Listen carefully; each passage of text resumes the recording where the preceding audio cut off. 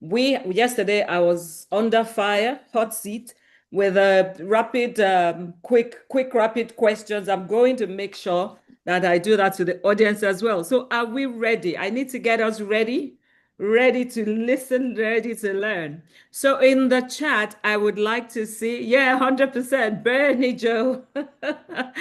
I'm going to like to see in the chat just some fire questions, quick fire questions. Work hard. It's a business summit, isn't it? And we've been learning a lot from business leaders and all that, but it's your turn now. So quickly, just one word. I don't need explanations, okay?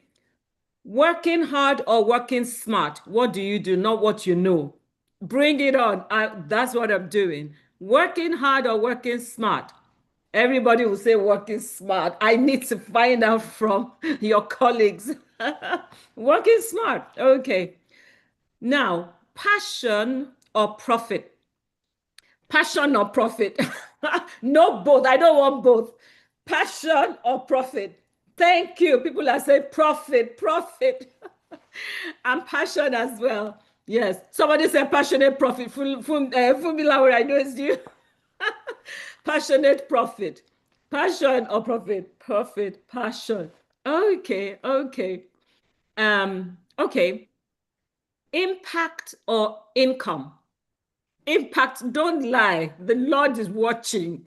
Impact or income? Everybody's saying impact. We are learning. We're learning. Income, very important as well, isn't it? From income from income to impact. I like that. Amazing. Amazing audience. Income first, impact follows. Amazing. You are listening. I love this. Josephine, impact. Yes, Coco, I know. Yeah. Good. Okay. Just three more. Recognition or results? Recognition or results? Choose one. Results, results, results. Beautiful. We said it yesterday. Results are magnetic, right? Nobody argues with results. You will get the recognition when you have the results. All right. Do you want to be famous or influential? Famous or influential? It's getting tougher, isn't it? Famous or influential? Influential. Okay. Okay, good. Perfection or done? I've done it, that is how much I can do, or this must be perfect. Done, done, done, perfection. All right. I like that. Okay. Legacy or present moment? Where is your mind at? Legacy, present moment. If you're in your 20s, I dare say it's probably not on legacy, to be honest, but a lot of legacy. Nobody's thinking about the present. Interesting. Present moment. To be honest, I love that. The last one. Okay, yeah, I think that's it for you guys. Thank you for the engagement. You have been awesome. The audience has been awesome all through. You've participated, you've engaged, and I'm just so blessed and happy to have you all here. So today we have our darling Mrs. Yewande Zacchaeus. Before I go into our chat, I just want to remind everyone of what we've discussed so far. Over the past few days, we've been intentional about laying a foundation. Because for me, maybe as an educator, I believe so much in just evaluating and reviewing and building on whatever we've done. Because it will be very sad to have this 5 days and people just leave saying, oh, it was nice, but then what did they take from it? So we have laid the foundation over the past few days that success, it's a good thing, but it's not the destination.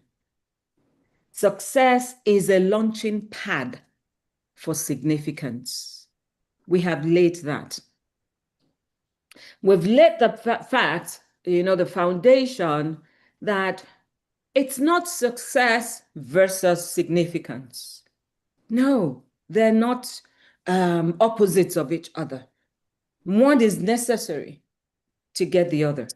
Now, you can be successful without being significant, but you really can't be significant without a certain level of success, because those that you've been called to help, they need to get to know you somehow. So we build on success, we expand on success. I have used the Maslow's hierarchy of needs as a framework, if you may, that points to the fact that success lies in at that level of self-actualization, which Maslow himself, at the age of 71, realized that it wasn't enough. People were still not fulfilled. And at 71, he added another layer to the hierarchy of needs called transcendence, which means you go beyond you reaching your goal and, actualizing yourself to helping others do so. So if you're someone that needs some kind of, it's not just discussion, you want some kind of scientific approach to this, Maslow confirms that. In the past few days, we have had different speakers. Can I just have the claps in the chat for all our speakers so far? It's been simply amazing. And none of them, including Sis in front of me, charged anything for this. It was just to give back to people. They understood the motive behind this. And with their whole heart, they've given everything. I appreciate you guys. I appreciate my speakers. I appreciate you all. Otto showed up and was telling us about, we could see how he moved from where he was when he started to, creating impact through system change. Instead of just helping a few individuals, it was then focused about impact on the systemic level. Audrey, on day 2, told us about her values, excellence, discipline, all the things that her parents had taught her. And honestly, I would say apart from that, there was the personal development, focus on personal development. She was a reader. And right from the age of 14, she knew she was going to be an entrepreneur. And you would see how the discipline, how her own personal convictions helped her to be an amazing entrepreneur. Disciplined one at that. She also was able to show us how certain life experiences have actually even made her even more intentional in everything she does. Yesterday, and shout out to my son, who co-hosted with me, I was able to explain something that's very dear to my heart. Significance is only found in the place of purpose, nothing more, nothing less. The only place you would find significance is when you are aligned with the purpose for which you were brought to this earth. Success can be found in many ways, through your talent, connections, whatever, but significance, it must be connected to purpose. For both people who have been delaying it, what's this purpose thing? You need to, if you ever want to get into that level of significance, where your significance is simply going beyond yourself to helping others. Today, we'll be looking at the topic from success to significance through another lens. A lens I'm very, very passionate about, for those who know me, and it's through the lens of succession. Success is about what you build. Significance is about what you leave behind. When you are not in the room, what happens? When you are not in your organization, what happens? When you are not in your home, what happens? It's such a topic that I actually love. I'm so passionate about it. I train on it. and all that, because it always beats me. How would people build something great but have no thoughts at all about what happens eventually? How? I've never been able to understand it. How do you put in so much? It's even, I like to say, it's not something you add on later. It's something that you start right from the get-go. It should be part of the organizational goals. It should be part of the fabric of your organization. It should be part of your recruitment, part of everything you're doing. Because you cannot build something and then you leave your hard work to, curse Sarah, whatever will be, will be. Because that's what we do when you're not planning for what's going to happen later. And then sometimes we then start thinking about it, but then we're thinking about it in terms of just you as the owner. No, it's really about developing a leadership pipeline. I love when we started this virtual business summit 2 years ago. Ndidi Nelly said something I would never forget. She said, every leader must know when it's time to let others shine. Every leader must know when it's time. In my organization, I've had people who have been with me for as long as we've been there, 20 something years. Every leader must know when it's time. So step back and let the people they have groomed, they have empowered, let them shine. And that's really what we're looking at today. And you know why this actually ties into the topic? Honestly, I do not believe you can ever attain significance if you never step back. You can't leave your business every time people are still calling you about diesel, about everything. You can't leave your business and you want to be significant and touch the world. There's no way. So I always say that people that hold on tightly, they remain small because you will be tied to that thing. Now, it's not something that you do flippantly. You have to prepare people. You have to prepare your team. You have to grow your leaders. But you must. And that is what Mrs. Zacchaeus embodies so beautifully. She's the founder and chairman of Eventful Ltd, a pioneer who has transformed Nigeria's events industry and later led a remarkable succession journey. She has, amongst all the things she does, two initiatives she set up: the Fashion Souk and the God's Waiting Room Ministry. They do book series. There's a film. There's a film already, right, sis? There's a film on it. Yes, Beautiful. Wow. I hope you were you part of the, I was the a cameo. I oh, appeared. our movie star. And she's taken these things from success to significance. As I did with every other speaker, I have put their profile in the chat because if I'm to read this, we'll be here for the rest of the evening. So I'm going to, without further ado, go to Mrs. Zacchaeus. But before then, I'm not going to let you off the hook as well. I'm sure you know that. So I'm going to give you Okay. just some questions, nothing too tedious. Now, these are more like reflective, so not really. Okay, so let me ask you, what time of the day do you do your best thinking, sis? First thing in the morning, between First 5 thing and in 7 a.m. the 5 fantastic. a.m., 7 a.m. You're a That's my morning person. That's time. amazing. Okay, Absolutely. okay. The next one won't be that easy. What's a small luxury you refuse to give up no matter what? Small luxury that you're like, this one, no way, you guys can say anything you want, it stays. My holidays, I can never give up holidays.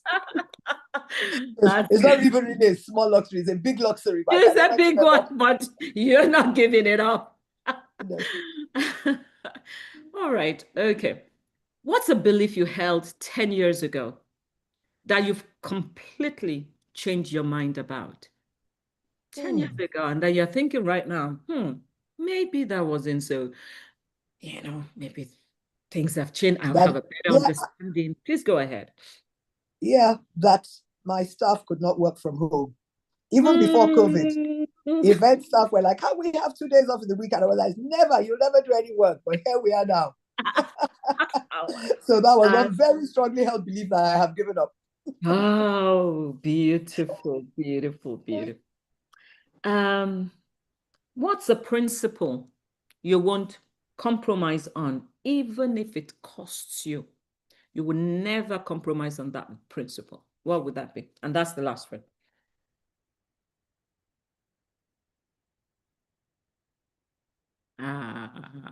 I think are you, Sorry. okay. Okay, Yeah, you're yeah. I frozen thought for you me. were frozen. Okay, we're back. Oh, I mean, no, it was this you. is why I am always so nervous with virtual events because you I never know know. what's going to go. That's Anyway, fine. So what's one principle you won't compromise on, even if it costs you? You will never compromise on that, on the principle. my integrity. Whatever I stand for, and I will not compromise under any circumstances. And when I called you, I said, one thing I know about you is what? You're authentic. And I just love you for that. So thank you Thank so you. much, Mrs. Zakios, for being here. I'm going to invite you to just tell us about your journey. Tell us about yourself for about 10 minutes. But if you need more time, please go ahead and take it. And I will then ask you questions. Then after, the audience will ask you some questions. Let me say right now up front, she has a hard stop. So please let's all be aware Yeah. of that.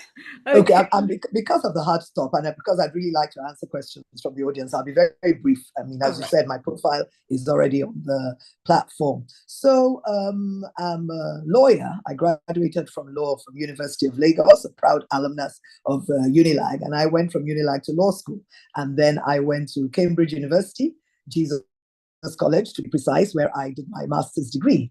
I came back home to do my youth corps at the Nigerian American Merchant Bank at that time. And that was the time when the merchant banks were just coming in, and I was in the legal department. But after a while, I sort of go, you know how you sort of think that it's all going to be so interesting there. I now thought, this is seeming not so exciting. And by then, I think the law felt the law series were Perry Mason, not suits. And I was like, let me go into practice and see what it's like. So I went into private Yeah. practice and I joined the firm of R.I. Kuku and Co. And it was a small boutique firm. And it was a very good experience. But somehow practice wasn't really all it Mm. was cut out to be. It wasn't as exciting or interesting. So after a few years, I found my way back into the corporate world, and I joined EcoBank Nigeria PLC as the first company secretary and legal advisor. I was at EcoBank, I believe, for 13 years before I resigned. And why did I resign? At EcoBank, it got to a stage where really the person who was my immediate supervisor could do what I was doing. I was getting bored. I wasn't enjoying the work that much anymore. In fact, at first I thought maybe it was just because I was bored of the law and company secretarial. So Mm. I asked to be in charge of other departments, and they now created a private banking unit because as company secretary, I used to deal with all the high net worth clients and the directors. So they formed that unit, but still, it really wasn't it. So I went on maternity leave and came back. And while I was on maternity leave, I was like, oh my goodness, I really don't want to go back to work. So I realized then that it was time for a change. And I began to speak to my friends who were in business already, asking them, how did you decide what you were going to do? And everybody was like, it's just something that comes naturally to me, something that I Mm. have a passion for. And I was like, okay, what comes naturally to me? What am I passionate about? I mean, one thing that all my friends, my family have always known me for is that I'm an extremely organized person. Mm. I'm great at multitasking.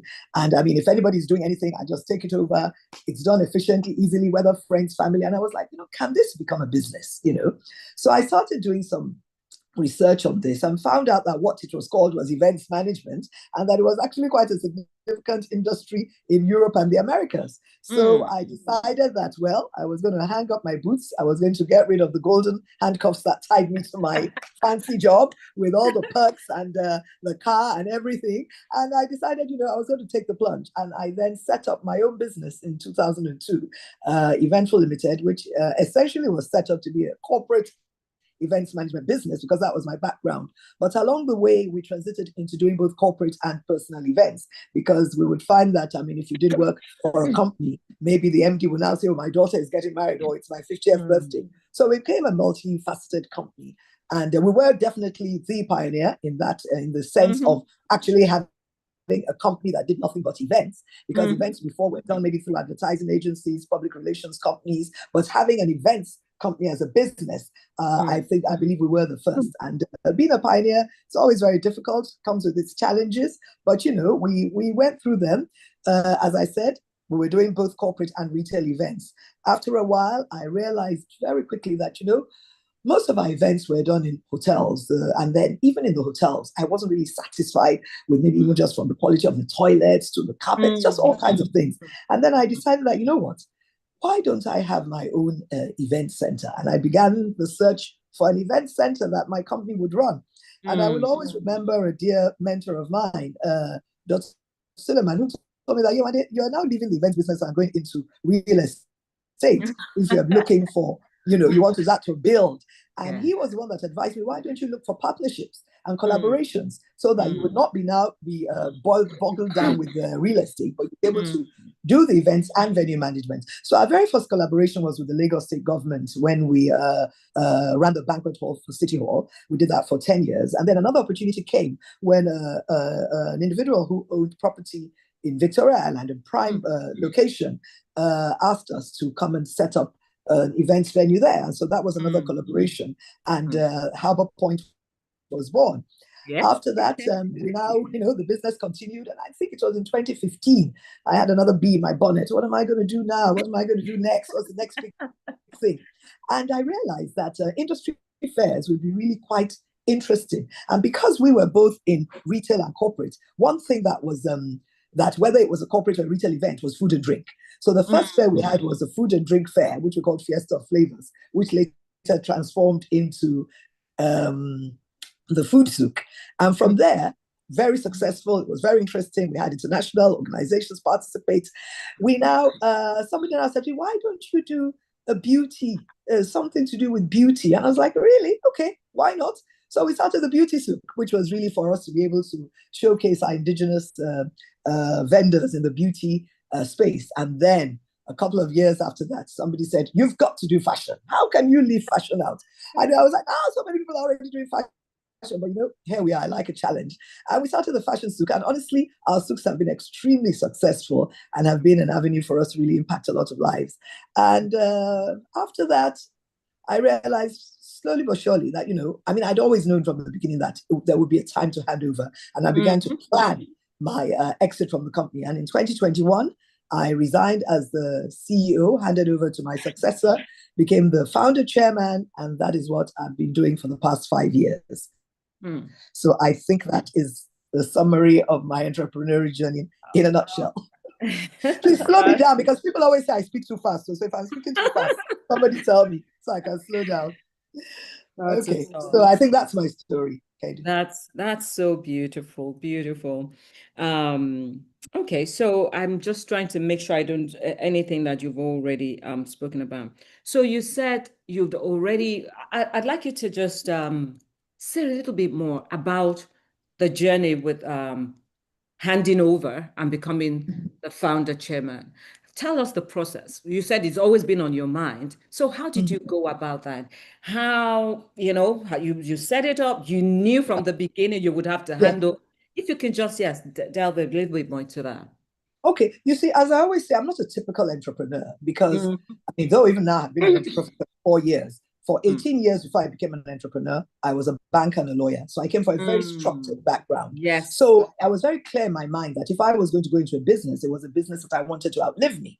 And also because the business I was going into was quite unusual. Most people felt that, if you leave a company secretarial, you probably want to become a judge or you become a partner in a high-flying law firm. So it was like, what is this lowly estate that this woman is going into? As I always tell the story, a very good friend of mine once called me and said, Yewande, you that you went to Cambridge University, you now want to be arranging chairs and putting up balloons. But that was what she thought was a vision. That was not my own vision. So I was always very clear that it was going to be a business. And so from inception, I had that mindset.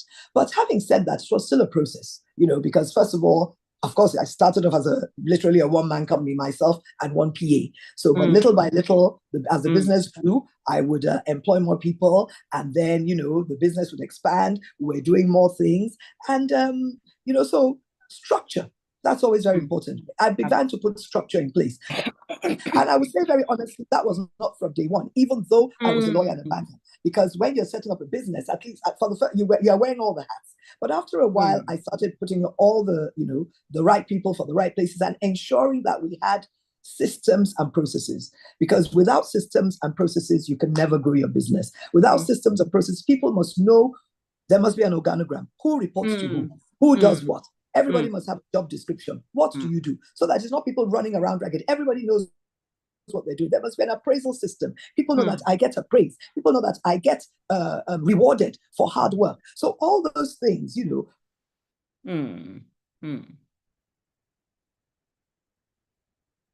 were very important. I knew that I had to have a more independent board, and that was when my husband resigned as one of the directors, and I brought in two excellent individuals from outside, one an entertainment lawyer, Corey, and another one who was a corporate governance expert, Bisi Ademi. And then I now made the three top staff also executive director. So structure was very, very important. Another important thing, competence building, capacity building.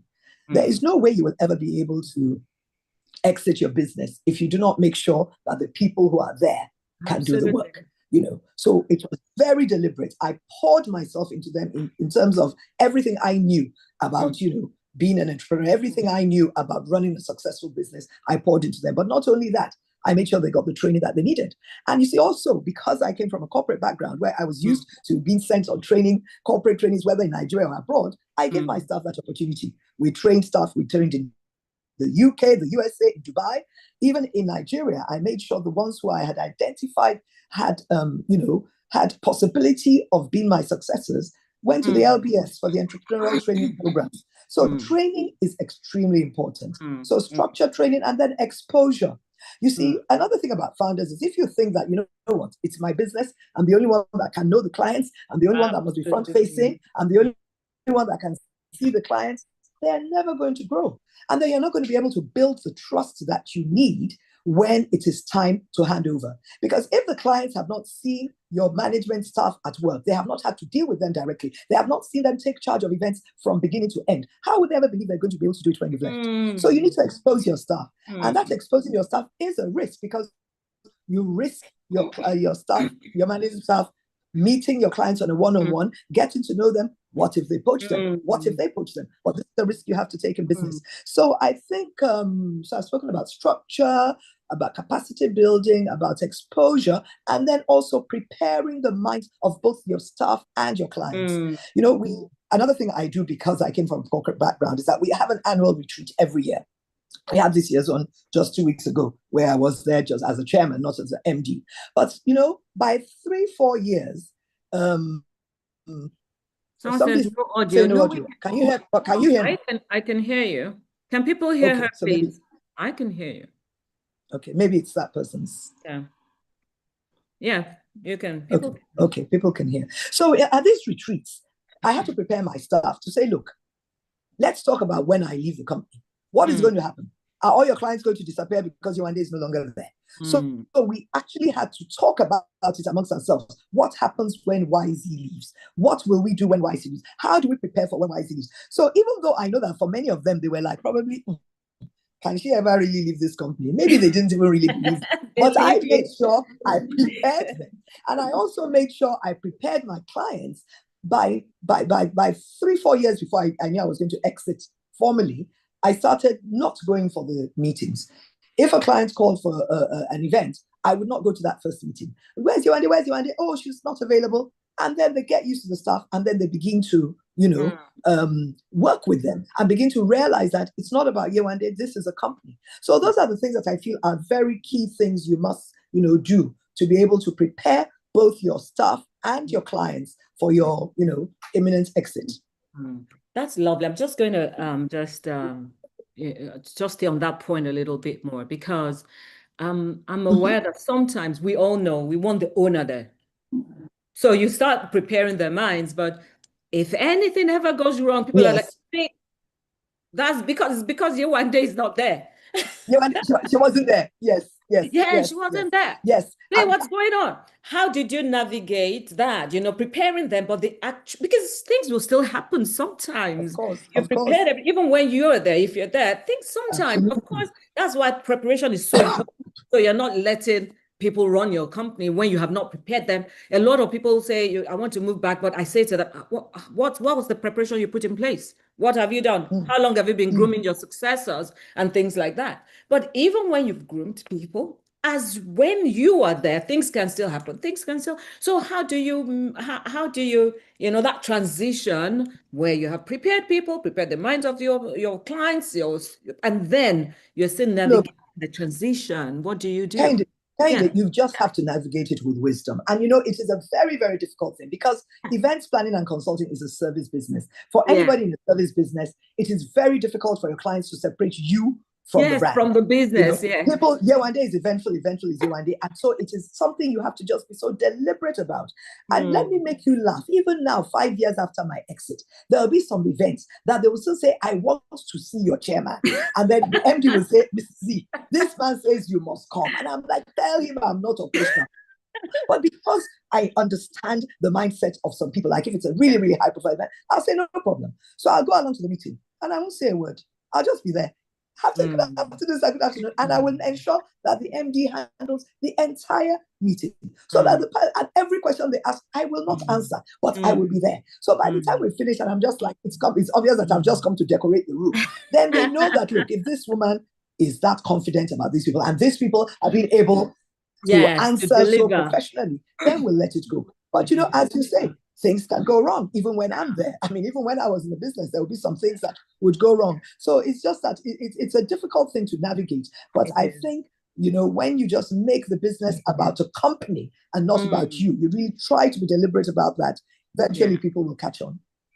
I totally, honestly, because founder dependency is such a difficult, it's a very dangerous thing. It's such a dangerous thing when, Mm. especially founders themselves don't get it. If when they don't get it, because then it kind of bosses them up and they just can't do anything. And definitely talking about success to significance, that's not going to happen. It's not going to happen. All Let me right. even tell So you, you let me mentioned, even tell yes, you, Candy, can I just even add something yes, to that? please go ahead. Even when I was Yes, please. leaving, I erroneously thought myself that, I will leave. I will no longer be MD, but that my office could still be in the company. It was my sister, Dr. Johnson, who was she used to be the CEO of Accenture before she became chairman, who told me, no way, when you exit.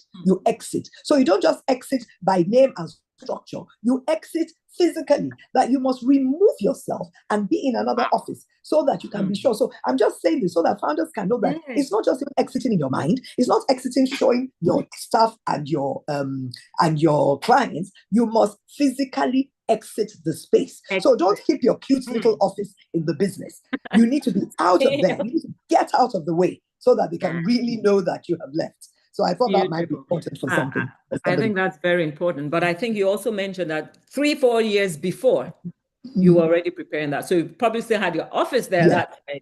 And then Yes. Yes. gradually, but when you said, okay, it's time, I'm now founder chairman, you then had to I exit left both, from your mind and physically. So that's physically. that's beautiful. When you were talking about being a lawyer, I mentioned it yesterday. There's just something about when you've studied law, honestly. I think for me, when people say, what's your secret? What's your apart from the Lord God Almighty, it's structure. It's the way I think we were taught as lawyers. It's putting Mhm. structures in place. And it was also very interesting when you said people were like, you're going from law, Cambridge trained to events. That's what I experienced too. Like you are leaving law to education. How? Things Oh like, my goodness. oh, I think we can hear you. So again, it's just that knowing. Yes, it I, grows from it.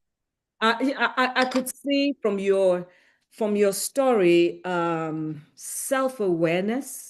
You were self-aware. Yesterday, we're talking about moving from discovery when you're trying to navigate. What am I to do? What do I find interesting? What did I study? But what really am I drawn to? I could see that clearly. Studied law, you don't know that. You went to banking. You were searching for that thing. Eventually, out of being self-aware, knowing your passion, asking people, talking, you were able to identify that, you know what, I'm going to try this. And I think it's very important that self-awareness. You talked about structure, capacity building, governance, very important to building a successful career and to sustaining it even after. Building trust, building trust. A lot, I think that's a major problem for a lot of people. And it's so difficult. I say to people that when people say, what's been your greatest challenge in the business world? I say, people. I have been betrayed. I have been hurt. I have so many things have happened. But when I also tell people, what has been my greatest asset? People. People. Without them, without the right people, how do you even, navigate succession? How do you can't do this thing alone. So it is that understanding of building trust. You want to say something? I can see. Do you want to say something? Yes, You say it. yes, I do. As I said to you, I had always gone in with the intention of handing over. And I promised you that by the time I'd actually done 5 years in the business, I had a set of three wonderful young women who were working with me, who I really thought would be the ones that would take the company to the next level. But, as it is, life happens. Each of them decided they wanted to go and do other things. So I felt so disappointed that I had poured so much into them. I had trained them. But, everybody has their own path to follow. And I remember saying to myself, oh, it's because I'm a small company. If I was a big company, and again, my wonderful sister who was in Accenture said, look, even in Accenture, people that we train and take up to almost director level, they leave and go. It is a fact of the business. So what I had to do was I had to decide that not let me trust people again. I will not let me build people again. So I had to start basically afresh with a new set of people, training them, building them. And that is a set of people who eventually took over the business. So you see, don't be discouraged or disappointed if something happens along the way that seems to have thrown you off your trajectory. Because maybe I would have resigned, I would have exited the business after 10 years if I had gone with those first three ladies. But maybe the Lord knew the company wouldn't be ready. And he knew that, there was another set of individuals. So something I'll always say to founders, you need to trust the process. Trust the process. And don't be in too much of a hurry, but just be very systematic and very, deliberate about what you're doing. Absolutely. Beautiful, beautiful. Yeah, I think that's also why we focus on leadership pipelines.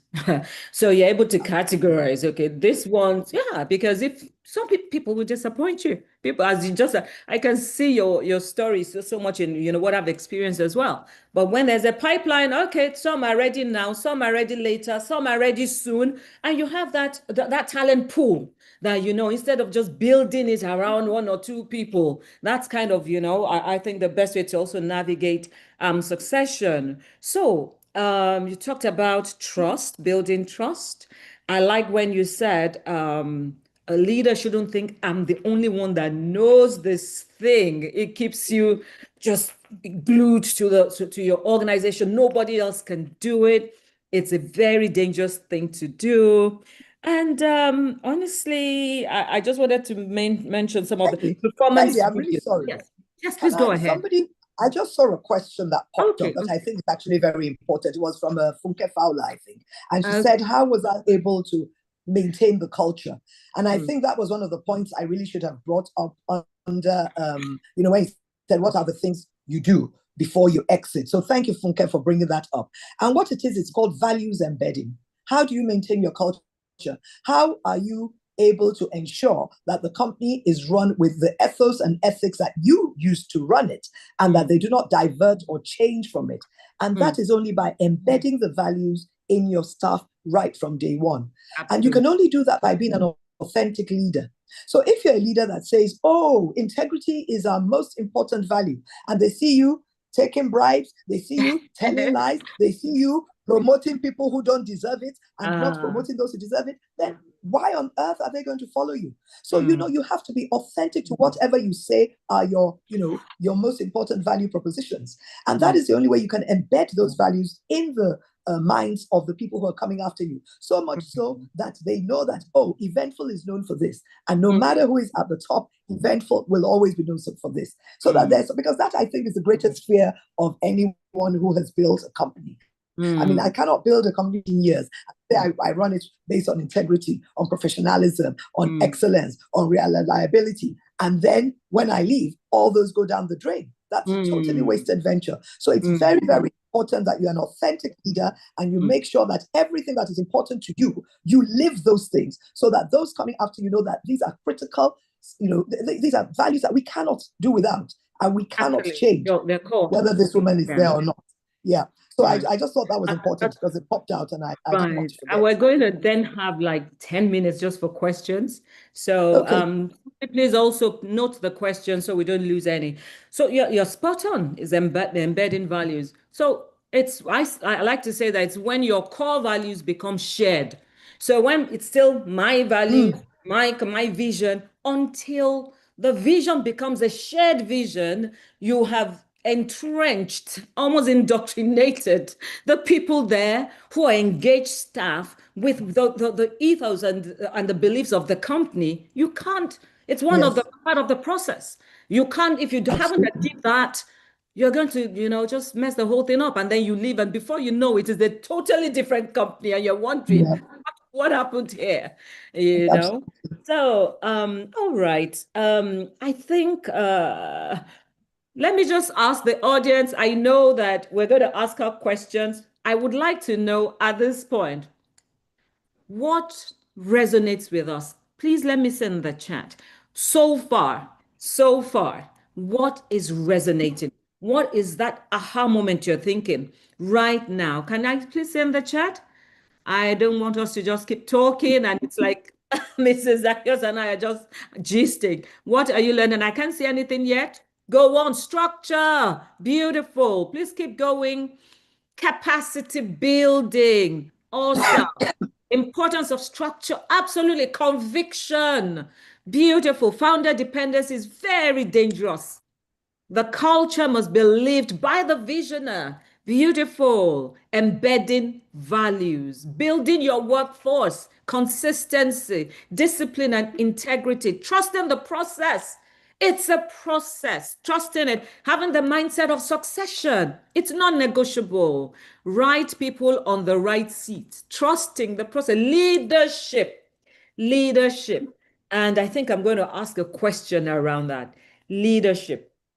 You've been a leader. Thank you so much. Keep it going. Keep it going because it helps us to when we're reflecting, we're learning. You've been a leader. I know that you're a non-executive director at the Wema Bank, I believe. Yes. Yes, Okay. that's correct. All right. So how has your leadership, the impact of your leadership, how do you think has deepened, in your organization? How have you used leadership? Because you've actually mentioned a bit of that, but I just want you to speak to the role of a leader. You are the overall leader, but also, or you were at that time. What would you say to leaders listening to you right now? How can they deepen their impact in an organization they're leading? And maybe you can also share a bit of your experience on the board, as a part of governance. We just want to learn from your experience on the board and as a leader. I don't quite know from where to take that question. So what you're saying is that how has leadership impacted? Well, I mean, I feel that the reason I was one of the reasons I would have been invited onto the board of Wema is because of my leadership in various capacities. Possibly, of course, they saw that I was a leader in my industry. I also must mention Women in Management of Business, which is an NGO of which I was one of the founding trustees. And so I have a track record of being very passionate about empowering women leaders, both in their professions and in entrepreneurship. I think, even just with Eventful, the fact that one, has been able to raise people who never thought they would have the opportunity to lead a market leading company. I think that is the impact of leadership. I mean, I'll tell you, one of our staff now used to be an usher when we first started the business. She was a contract staff, but she was such an excellent usher that when she left university, we asked her to join. I mean, whenever I see Amelia handling events by herself, going all over, I feel such pride. And that for me is impact. You know, when you've been able to impact the people who have been with you, who have grown with you. I remember when Fisayo Beecroft, who is the MD now, took over. And I remember in his handover speech, he was so nervous. You know, he wasn't a public speaker.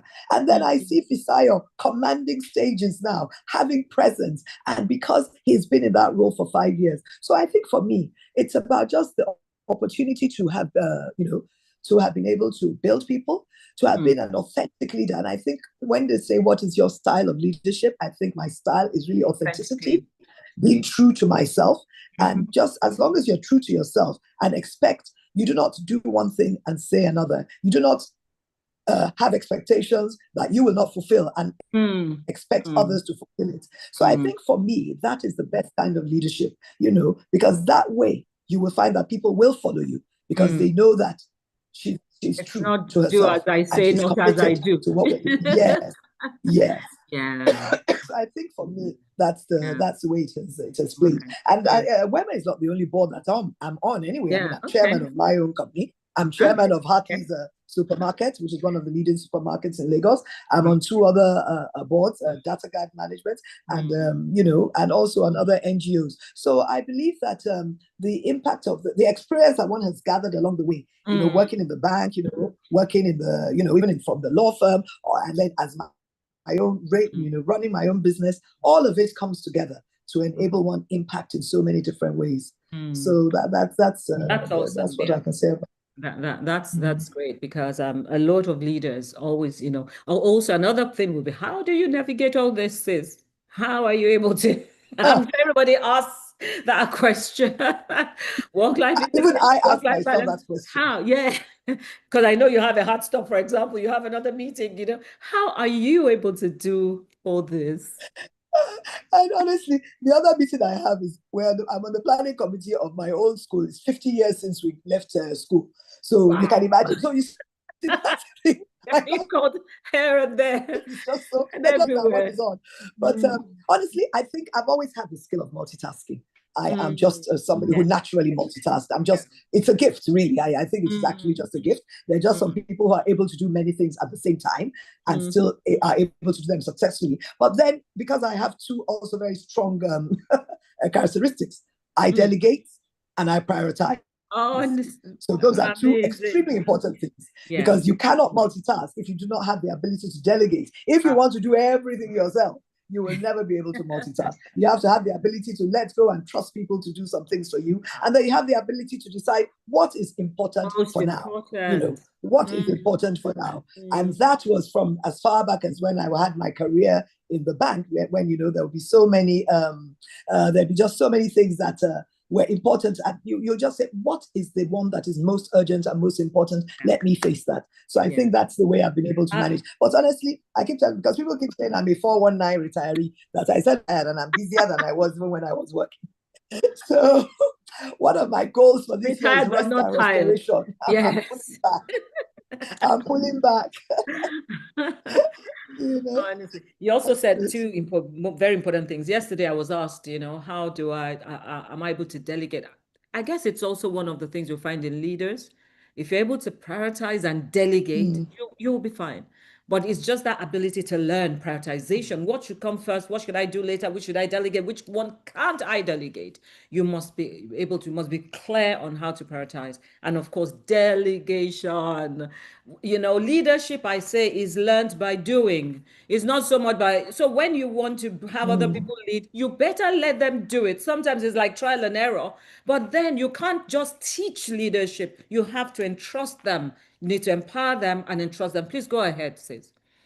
Yeah, I was just going to say it's really important because you see, letting go particularly for a founder, is very difficult. It I mean, is. especially for me, I'm a perfectionist. I know Yeah. exactly how I want things to be. So people like me are a real nuisance because you want things to be exactly the way. So one thing I had to learn is that, when you have to let other people do things, you need to allow for them to do things in a way that may not be the way you would do it. But as long Absolutely. as it gets the end result, it's okay. So Yeah. that was something that was a serious learning point for me, because I would really still want things to be done exactly my own way. But I had to learn that no, it can't always be your own way. But as long Yeah. as the end goal is the same, then Ex- it's fine. So as founders, we must understand that letting go means trusting people to do that. And it also, if you don't trust them and they don't make mistakes, how will they learn? How they Because learn. It's not you must have theory. fallen along the way. Yes. So you must Exactly. learn by Yeah. making some mistakes. So you have to be prepared that there will be Yeah. some mistakes, there will be some, even maybe even some disasters. But Yeah. guess what? Everybody picks themselves up and And and we continue. So beautiful. very That's what important. we call it practical wisdom. People learn to Mm-hmm. become wiser as they From do. experience. Yeah, that's it. And Mm. without that, they're not never going to learn. So it's so important that people understand there's something called practical wisdom. It is done with Yeah. practice, and then you become wiser. Oh, it's amazing. So we're going to get to another part of the discussion, and it's about faith, trust, timing. Because I do remember, the time you were in the waiting room. I think that's Mm. actually when I kind of connected with you a bit, because I had been in a waiting room too between my first and my second child. So Yes. I remember, when I heard about your story and all that. And today, we know there's even the film on it, you're doing so much with that. Can you please take us through that time? What you learned, how it has impacted you as a human being, your leadership, your worldview. Can you just take us through that journey? Thank you. Okay. Yes. So I got married in 1989 and I had my son exactly 9 months after. Mhm. So I never ever imagined I was going to be somebody who was going to have a struggle with Mm, fertility. mm, But as God would have it, it took 9 long years before my daughter came. mm. And so, what did I learn in those 9 years of waiting? Patience, which was not a virtue that I had. So I think the Lord I wanted to see, really teach I me see myself. patience. you know.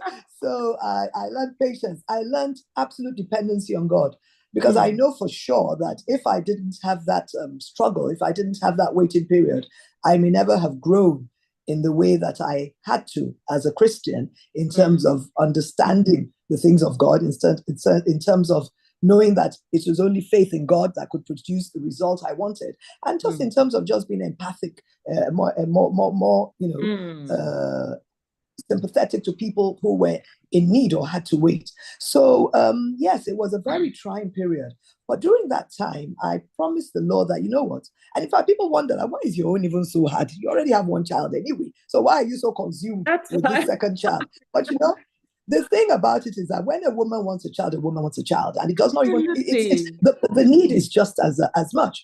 And I said to the Lord that, you know what, if you ever give me this second child, I will do something. I will write a book so that I Mm, can help people who are going through this situation, and help them to navigate this time, because mm, I didn't really have anything to help me apart from, of course, my mm. core family members, a core group of friends who would lift me up and so on when I was down during the time of waiting.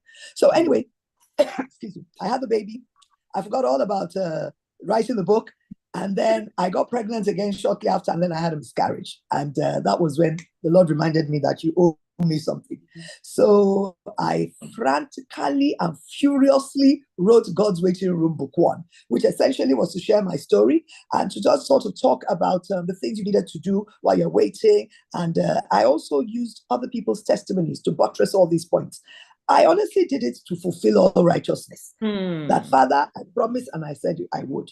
I could not believe the impact. I could not believe what that book did. It now became something that wherever I went, people were saying, "Oh my goodness, I read your book. It's given me faith." Or I read your book. And then also I spoke about adoption in the book, which was something that many Christians were not Beautiful. really embracing, And that's so that people could understand that the Lord could decide to give you a child through anyway. It may not be through, just the natural way. I also spoke about interventions, medical interventions, IVF, Mm. a lot of things that people say, she has no faith, she's doing IVF. So I think for that, a lot of people could really relate to it. And I know the book that was reading at that time was one book called Supernatural Childbirth, but it was an American book about American people. Yeah. So here people had like a Nigerian manual with real life Yeah. Nigerian human beings. In fact, I'm sure that many of those people, if they knew that book would go that far and wide, would not have given me their stories and told their names. But God used the book to bless so many. And what just happened was I just kept getting more and more testimonies, more and more people wanted to share. And I ended up writing 4 books, God's Waiting Room books, 1, 2, 3, and 4. Now, after that, excuse me, can I just sip some water? My voice seems to be... It's all right. It's all right. Thank you so much. So I now decided that having done 4 books, that it was time to have another medium. And I was approaching my 60th birthday, and the Lord said to me, spoke to me that, okay, why don't you do film? Now, I'm not a film writer. Even when I was writing the books, I wasn't an author. I just wrote them, and God helped me. Holy Spirit helped me. And here it was. And then that was the year of COVID. So it now actually gave me time because, of course, the industry more or less ground to a halt. So I was able to, get the script writer, get the story, bring the cast together, and we produced a movie based on, which was very loosely based on many stories in the books called The Wait. That was another extremely successful venture. When that movie came out, it went straight to #1 in the Nigerian Netflix, and it was there for 3 years. We've only just gone off Netflix now. So honestly, it's just about listening to God, knowing that God can use any circumstance or situation you are in to help build people. This is impact. One woman had to wait 9 years before she had a second child. Well, because she wrote 4 books, that book went everywhere in the world. I mean, I still had a friend of mine tell me that, somebody wants me to speak somewhere. She didn't even know that she knew me. But because people know my name because they have heard or they've read those books. The movie went all over the world. I remember when it first came out, I was getting emails from Saudi, from Australia, from all over the world, which was why it was so important for me for it to go on Netflix. And people were saying how it affected their life, how it encouraged them. And, I just decided that, okay, Lord, I've done books, I've done a movie. What I need to do now is actually gather women and begin to counsel women, have a community. So I started a small fellowship about 2 years ago. And I was like, Father, am I the only one? I've done book, I've done movie, you want me to start fellowship again? But I listened, and honestly, it has just been such a blessing. We meet on Thursday mornings just for half an hour, 6:30 to 7 o'clock. And the impact it's having in the lives of these young women who come to listen, who come to share. We've had our first testimony. We had a baby on Valentine's Day. We have another lady who's pregnant, having a baby in April. So it's about lives. It's about changing lives. It's about transforming, situations through what you know. And I feel that honestly for me, in all the things I've done in my life, I think God's Waiting Room has been the most important, to be very honest. Wow. Someone is asking, what's the name of the title of the movie? The name of the book. It's called of the movie. God's Waiting Room. Yes. Okay, the movie is called The Wait. The Wait. The Wait. Yes. Yes. Wait. Yes. It's just gone off Netflix, unfortunately, but we're going to try and put it on other platforms. Honestly, I think this is such a beautiful way to show the progression from success to significance because, your job as a banker, as a lawyer, even as an entrepreneur, you've been successful. If anybody has ever had a party at Harbour Point or attended a party there, we know who you are. We know who you are. But what the story you're telling us today shows how it has to go beyond that. Because not everybody would, use Eventful maybe to organize their party. Not everybody would. But one thing you're doing right now, that impact of your books gone all over the world, the impact of the movie with significance, you can touch so many more people. There's multiplication when we're talking about significance. So it's not just about your success and probably the money or whatever you've been able to gain from your talent, your wisdom, your expertise. You have touched. For me, I put it here, it's a calling for you. It's a calling. As I said, why am I the only one? Why am I the only one that had to wait? But it's your calling. You Yeah, waited between your first and your second, you waited 9 years. I waited between my first and my second 8 years, but it's not my calling. God called you to do exactly. this. Exactly. Again, it's tied to purpose. It's tied to understanding your journey. I love when you said you listen to God. That period taught you to listen to God. You became more just able to sensitive to his words, became more empathetic, um, patience. That is something that God has been teaching me as well. And again, sometimes I'll say maybe that weight was also to teach me patience as well. So Mhm. learning patience and absolute dependency on God has helped you to grow as a Christian. Thank God that you listened and you obeyed. So the very last question, because I would like us to take questions from the audience, and we have just about 9 more minutes or so. So having said all this, just to wrap up, I would like to ask you this question.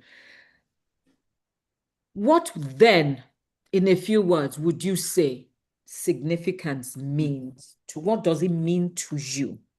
Now we've said all this, you've shared your successes, the impact, of everything you've gone through, your books, your movie.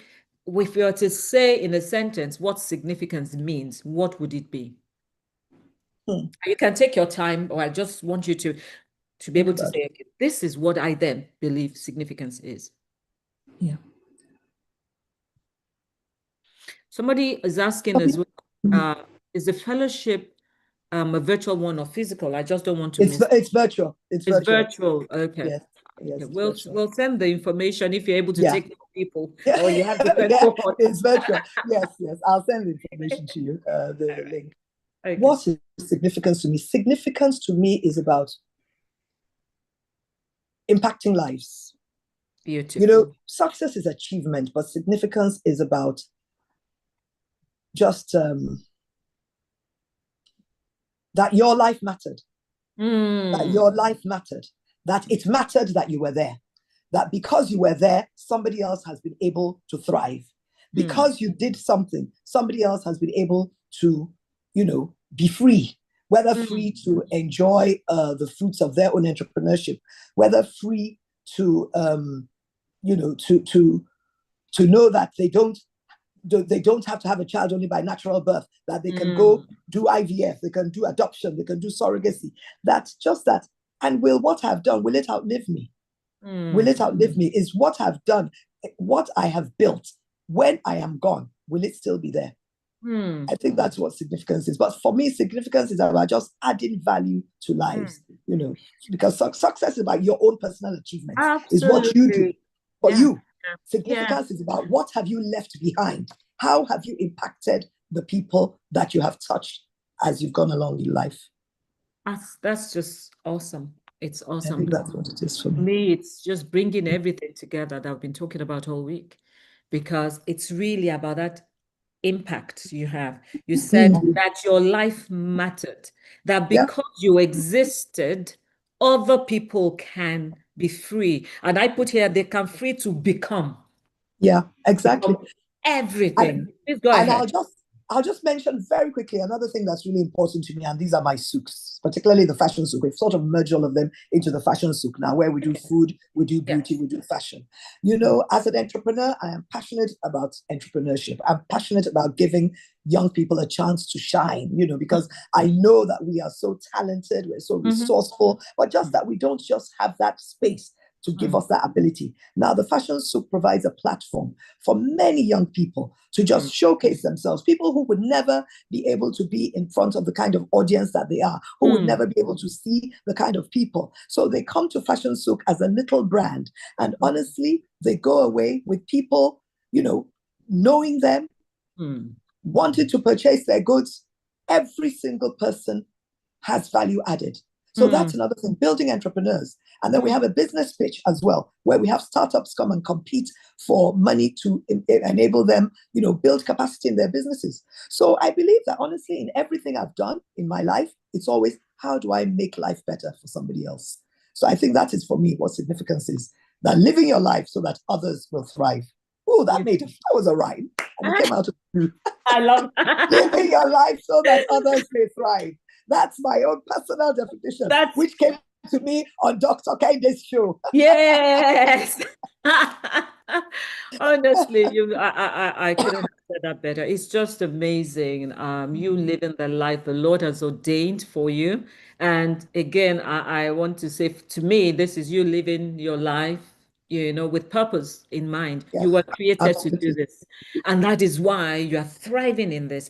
And it's so much about the avenue you're giving to relatively unknown brands. That's touching lives. It's touching lives. You're helping to build entrepreneurs and stuff like that. So it's just amazing. We have 4 more minutes. 4 minutes. We're going to take two questions. Two questions. Can we all just give her? I want to serve the claps in the chat. Claps, claps, claps, claps, claps, claps. Have we been blessed? Awesome. Beautiful. The flowers, the claps. Now I'll take the questions, just two questions. Any more questions, we're able to maybe send to her and she can then answer. Beautiful, beautiful, awesome. All right, any questions? Let me see. I say the participant. Is any hand up? I can't see any hand. Somebody needs to mute, please. We can hear you. No questions. No question. I honestly was very self-explanatory, but comment. Okay, come. I'd like a comment. Somebody that's like, oh my gosh. Any question? Am I missing? Gigi, are you there? Am I missing any hand up? No, ma. All right. Maybe all people know that you also need to. Oh, yeah, I do have two hands up. Grace, I'll take Grace first. Yes. Grace and then Bukola, and that'll be it. So, Grace, please go ahead and ask your question or make your comment, and then Bukola, and that's it. Go ahead, Grace. Oh, I know she's been telling me, her auntie is on the hot seat today. Grace Adewale. Hello, Grace. How are you? Fine, thank you, Ma. Thank you for sharing your story. I wanted to ask about relational intelligence. So, in terms of how you create boundaries with your staff, how you relate with your staff members, and also build. How I relate with my staff members, and also, what was the other part? How you build significant significant network with people. Okay. Relational intelligence, building the relationship with your staff and with people. Honestly, with my staff, I've always operated my company as a family, so that because that was the way my parents were both entrepreneurs, and the people who worked for them, everybody was treated as family. So I think that is one key thing, so that it's, whilst of course boundaries are respected, but everybody knows that they are seen and they are heard, and everybody knows they are valued. And anyone also, I'm actually also quite firm on this, anybody who is not living or aligning with our values and our systems, we quite gently edge out of the company, because we do not want that person to now just infiltrate us and spoil the dynamics. So I think for me, that is the relationship I've always had with the people who've worked with me, so much so that most of the people who have left my company are still very close to the company and still coming to help to do things, because we have built that relationship. Now, in terms of my networking, I mean, as you've heard, I have worked across so many different spheres.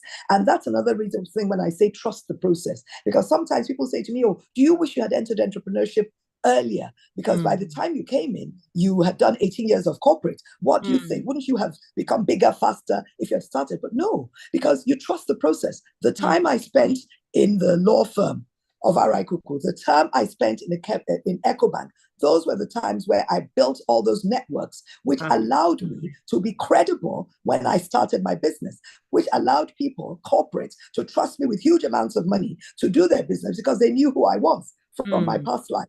So I always say, trust the process, build your relationships as you go. You never know who you're going to need, someday, somewhere. So just be intentional about building relationships, sustaining relationships, and building your network in so many different circles, and it will always work together for you. So that's what I think. I think that's awesome. Family, your staff, family, they were family. And then don't burn Yeah. bridges. Whatever you've done, Yes. yeah, don't burn bridges. That's awesome. Thank you Hey, so my much. besto, Funsho Oh, is on the okay. line. I just saw I know Aniola is on the line. In fact, when I looked at the beginning, when you said, oh, let's take 5 minutes, I went on and I saw so many of my friends and I said, all these people have given up time to come and listen to this, their old friend talking. That's relational So shout intelligence out then. to Bonnie, to Aniola. Relational intelligence right there. I saw Thank it. I you. saw stuff from Shaw. I saw Aniola. Yes, Aniola. yes. Like, okay, So many of what them. happened here today? Okay, so Bukola and I have so many hands up now, but I'm sorry. It's 12:16 here. It's what's the time? So we can just one more question, please. I'm so sorry. Those were the first two, Grace and Bukola. Bukola, please go right ahead. Good evening, Dr. Wani. Good evening. Good evening, ma'am. Thank you so much for today's session. I didn't even know that the weight was based off of a book that was written in 2021. I watched the movie later on and I could relate with it because I didn't have delay per se having a child, but I kept having miscarriages. I mean, it was a movie that I could relate with, and I just wanted to say thank you. God bless you, and the Lord will keep you relevant in His agenda in Jesus' name. Amen. Thank you so much for that. So the weight was inspired by the books. So it's not as if the story, because in fact, what we did to make the movie relatable to more people was we talked about people waiting in the area of husbands, of life partners, waiting in the area of a breakthrough in business or for a job, as well as waiting for a child. So it was just an inspiration that was drawn from those books. And that was why it was so successful. So thank you. I'm so glad it blessed you. Thank you. Thank you so much. We come to the very end of today. Has it been amazing or what? I feel so blessed. The 4 days have just been like, just God's presence. Hello, God's presence. Hi. Everything. So tomorrow we'll round up and we're going to have the last but not the least, Udo Okonjo, where it's going to be equally. I'm sorry. I've said hello to all my friends as they're coming on.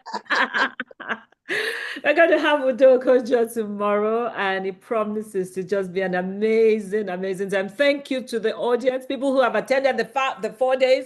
I hope to see you there tomorrow. Thank you all, everybody that joined today.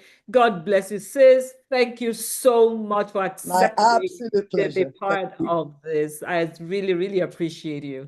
All right. Thank you, everyone. Thank you. All the best.